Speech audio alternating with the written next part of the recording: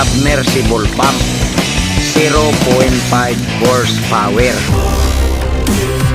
What's up mga ka-GB? Welcome back again sa ating channel dito sa JB Balance TV.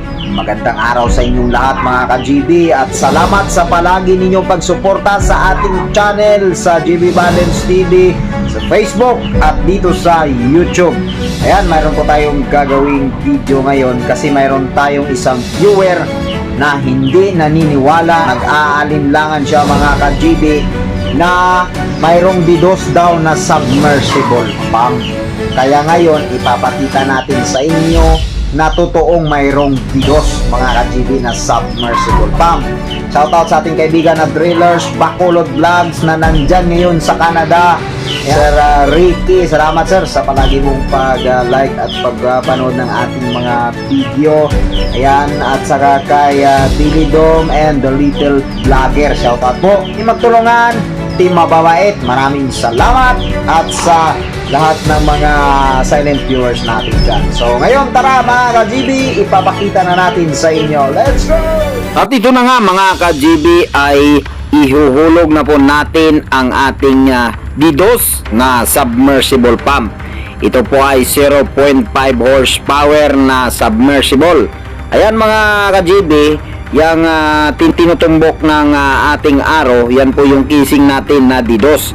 At yung hinuhulog natin mga ka-GB, yan po yung submersible na kasyang-kasya talaga sa DDoS mga ka-GB. Tamang-tama lang yan na kakasya sa DDoS. So mayroon kasing isang viewer natin na nagtataka kung bakit mayroon na daw DDoS na submersible. So ngayon gumawa tayo ng video para makita niya, para mapatunayan din natin na mayroon talagang DDoS na submersible pump na kasya sa 2 inches. So ayan, gumana na mga ka-GB.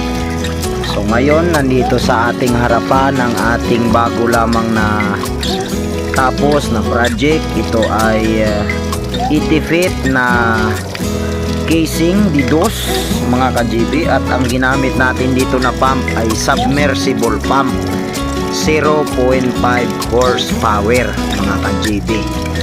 Ayan, so minsan lumalabo kasi ayun nga mga ka-GB ay bago pa lamang natin na gawa ito, pero okay rin mga ka-GB dahil tuloy-tuloy na ang kanyang daloy.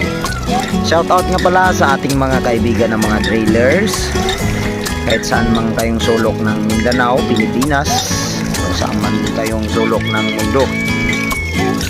Yan na po yung ating submersible pump.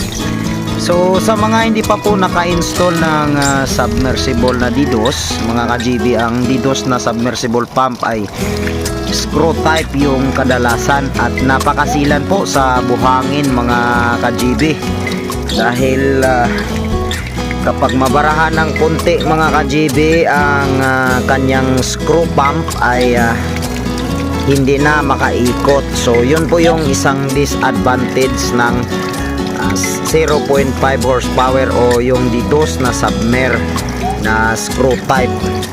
Konting buhangin lang na bumara sa kanyang screw pump ay yun, nawawala ang puwersa ng motor at hindi na makabuga ng tubig.